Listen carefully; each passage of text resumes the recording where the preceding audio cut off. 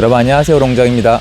전 밖에 나와 있는데요, 방금 녹화를 하다가 한번 다시 껐어요. 요 앞에서 어떤 분이 끼어들었는데 뒤에 있는 분이 차가 화가 엄청 나셨나 봐요.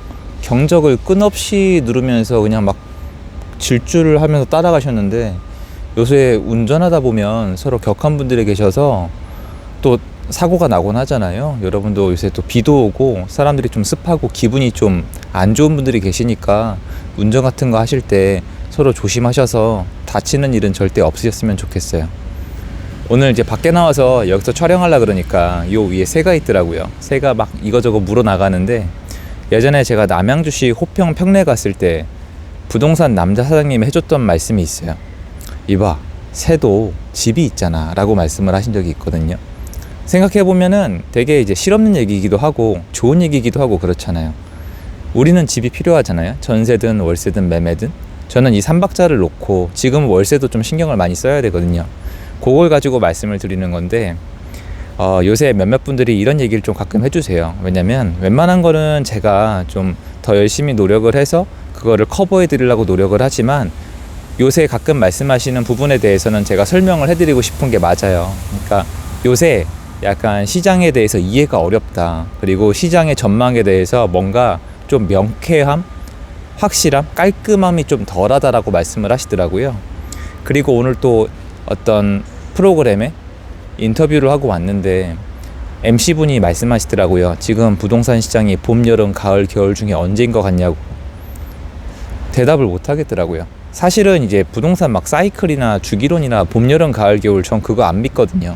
어차피 사람들끼리 만들어 가는 거기 때문에 공급이 과도하면 가격이 조정을 받을 것이고, 공급이 부족하면 또 가격이 올라갈 것이고, 수요와 공급의 흐름을 타고 자연스럽게 흘러가면 되는 거지, 딱 정해놓고 봄, 여름, 가을, 겨울이면 미래를 맞출 수 있다는 뜻인데, 그건 여러분한테 뭔가 컨텐츠를 판매하기 위해서 편의성으로 만들어 놓은 게 아닐까, 약간 주기율표 같은 게 아닐까, 그런 어떤 표 같은 거, 그런 생각이 들더라고요. 저는 오늘 이제 그 MC님에게 장마철 같다고 말씀을 드렸어요. 그러니까 불확실성스럽고 사람들이 밖에 나오기가 어렵고 사건 사고가 터지는 뭔가 좀 이렇게 그런 이상한 느낌의 장마철 같은 거 있잖아요. 그런 말씀을 드렸는데, 사실 생각을 해보면 지금 시장을 딱히 딱 뭐라고 제가 비교하기가 되게 어려운 게, 지난 6년 7년은 지난 참여정권과 비교했을 때 굉장히 예측이 어렵지 않았고, 그거에 맞춰서 액션을 취해서 내 어떤 경제적 활동을 하기가 용이했어요. 그런데 작년 10월달 이후의 시장은 저는 과거에서 데이터를 찾은 적이 없어요. 이렇게 거래량이 적은 상태로 장기간 시장이 지속되면서, 이런 거래량이 지속되면서 매매 가격이 KB 기준 이렇게 안 빠지는 시장이 데이터가 단 한 번도 없어요, 여러분. 없어요. 그리고 서울의 공급량이 이렇게 없는 적도 없고, 경기도는 솔직히 뭐 예전에 비해서 입주 공급량이 줄어들어서 그렇지 어쨌건 공급은 있거든요. 그리고 인천에 꽤 있잖아요. 그러니까 특이성이 몇 가지가 있긴 한데, 무엇보다 굉장히 중요하다고 할 수 있는 거래량, 사람들이 얼마나 많이 집을 거래하느냐, 이거를 놓고 봤을 때는 너무 특이하다는 거죠. 그래서 시장이 만약에 거래량이 이 정도로 빠지면서, 빠져도 여러분 너무 적거든요. 2월 달에 815건이 안 됐어요. 812인가 813건이거든요. 이 정도 거래량은 처음인데다가, 그 정도가 아니라 예전에 거래량이 적을 때 한 2-3천 건 됐거든요. 근데 2-3천 건 정도 되면은 그 정도가 거래가 적어지면서 시장이 쭉 내려가요. 거래가 한 그 정도면 쭉 내려가요. 그러다가 다시 좀 거래가 다시 되고 이런 식이었거든요. 근데 지금은 최장기간 정말 적은 거래량으로 시장이 여차여차해서 가는데, 너무 신기한 게 강남의 일부 단지는 신고가를 쓰고 있고 일부 단지는 빠지고 있다, 이렇게 생각이 들더라고요. 실제로 지금 이제 가격이 하락하는 단지는 분명히 있거든요. 그런데 어쨌건 이거 하나는 여실히 드러나고 있는 것 같아요.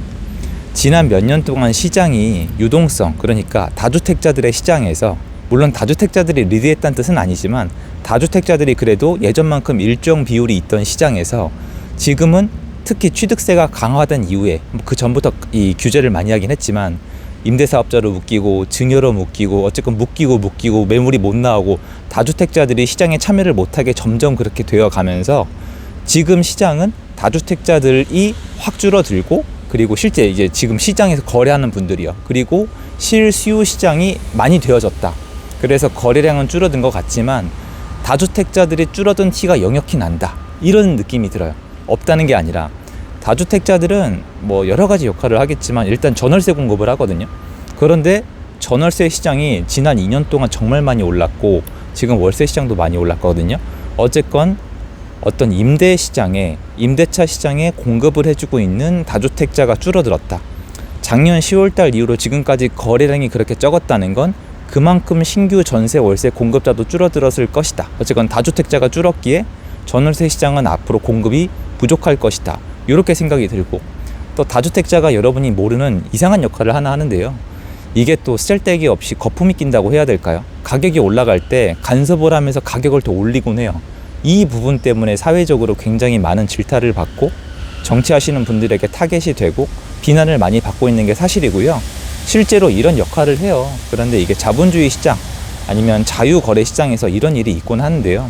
문제는 뭐냐면 이분들이 사면서 가격을 올리는 건 맞는데 나중에 정작 가격을 내리는 것도 이분들이거든요. 그러니까 금매를 던지고 빠져나가거나 말 그대로 던지고 나가는 거예요. 차익만 남기고.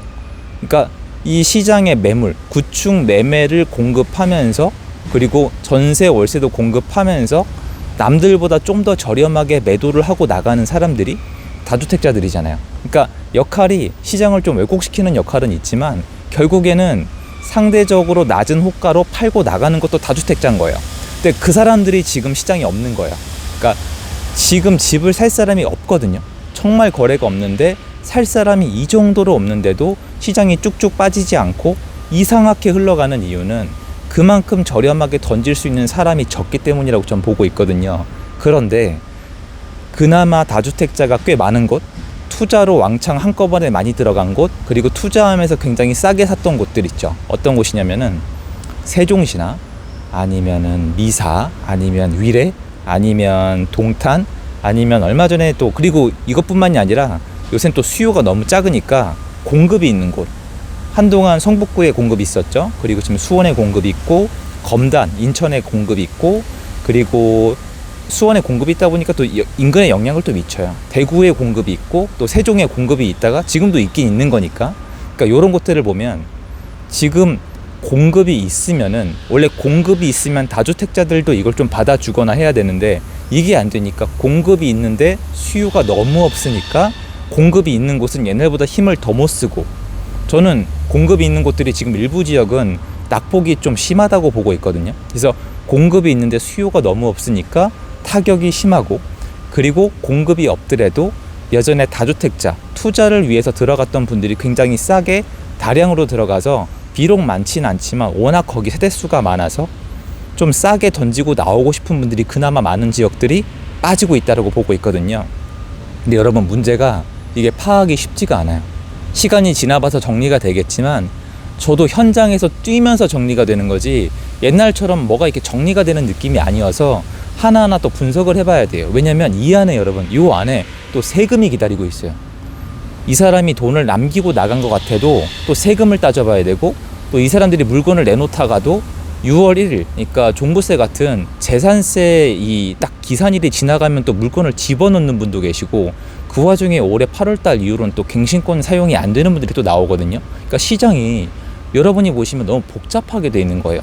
다주택자는 시장에 못 들어가게 하는데 또 그에 비례해서 공급을 많이 해주는 것도 아니고, 전월세 시장은 또 임대차 3법이라는 없던 법이 생겼는데 이번에 처음으로 일단 한 바퀴가 돌아서 갱신권 만료가 되면서 못 쓰는 분들이 또 나오는 동시에, 구축 매매 시장은 일부는 또 양도세 중과 유예로 풀었는데 그 와중에 또 6월 1일까지 팔아야지 이게 싼데 6월 1일이 지났고, 6월 1일이 지나서 종부세는 이미 나올 건데 내년 5월까지만 팔면 되니까 또 약간 여유가 생겼고, 그러니까 구축 매물을 공급하는 사람도, 전월세 매물을 공급하는 사람도, 신규 공급하고 있는 건설사도 분양가 상한제에 걸려 있잖아요. 그러니까 모두가 애매하게 걸려 있고 또 세금 때문에 셈법이 복잡하니까 시장이 되게 복합적으로 돌아가고 있는 것 같아요. 그런데 너무 이렇게 복합적으로 보다 보면 아무것도 안 보이니까 저는 최대한 단순화시켜서 지분 필수제고, 궁극적으로 수요와 공급이 중요한데 하반기로 갈수록 전월세 시장에서 공급이 부족하니까 수요가 다 충족이 안 되면 이 수요가 외부로 이렇게 좀 빠져나가면서 월세 시장이나 아니면 매매 시장까지 자극을 할 우려가 크다라고 이렇게 정리를 해드린 거거든요. 그래서 여러분도 오늘 제 영상 보시면서 여러분이 복잡하고 혼란스럽게 생각하는 이유가 그만하다고 생각을 하고, 저도 지금 이 시장을 최대한 많이 배우고 최대한 잘 파악을 하고 잘 이용하기 위해서 최선을 다하고 있거든요. 그래서 여러분들이 느끼고 있는 그 답답함 저는 많이 공감하고 저 당연하다고 생각을 하고 있고, 이번 시장을 잘 배우고 넘어가면은 앞으로 또 어떤 시련이 겪더라도 좀 더 분석을 빨리 할 수 있지 않을까, 이런 태도로 저는 임하고 있습니다. 그래서 여러분의 답답함 제가 다 해소 못 해드리는 거 죄송하고요. 저도 답답한 면이 있거든요. 하지만 이런 식으로 계속 접근을 하고 다니면서 파악을 해봐야 이번 시장이 지나갔을 때 또 한번 성장할 수 있다는 거 말씀드리고 싶어서 영상을 좀 켜봤습니다. 도움되었으면 좋겠고요. 제 영상은 여기까지입니다. 감사합니다.